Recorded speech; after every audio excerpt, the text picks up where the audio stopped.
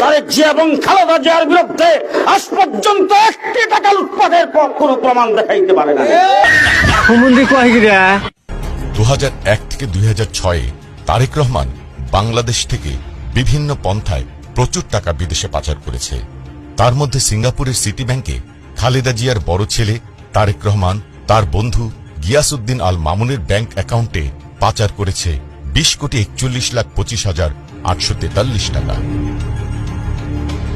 তারেকের অর্থ পাচারের এক মামলায় আদালতে সাক্ষ্য দিয়েছেন মার্কিন কেন্দ্রীয় গোয়েন্দা সংস্থা FBI এর একজন কর্মকর্তা। পিছিয়ে নেই খালেদা জিয়ার ছোট ছেলেও। খালেদা জিয়া প্রধানমন্ত্রী থাকাকালে 2004 থেকে 2006 এর মধ্যে তার ছোট ছেলে আরাফাত রহমান কোকো অবৈধভাবে সিঙ্গাপুরে পাচার করে প্রচুর টাকা। কোকোর পাচার করা অর্থের একটি অংশ দীর্ঘ চেষ্টার পর 3 দফায় দেশে ফেরত এনেছে দুর্নীতি দমন কমিশন দুদক, যার পরিমাণ 33,08,200 সিঙ্গাপুরি ডলার। এছাড়াও কোকোর পাচার করা আরো 9,36,000 মার্কিন ডলার ফেরত আনার বিষয়টি রয়েছে প্রক্রিয়াধীন। অবাক করা বিষয় হচ্ছে, আরাফাত রহমান কোকোর এই অর্থ পাচারের ঘটনাটি বাংলাদেশের আইন প্রয়োগকারী সংস্থার সহায়তায় তদন্ত করে বের করেছে খোদ FBI এর ওয়াশিংটন ডিসির ফিল্ড অফিস।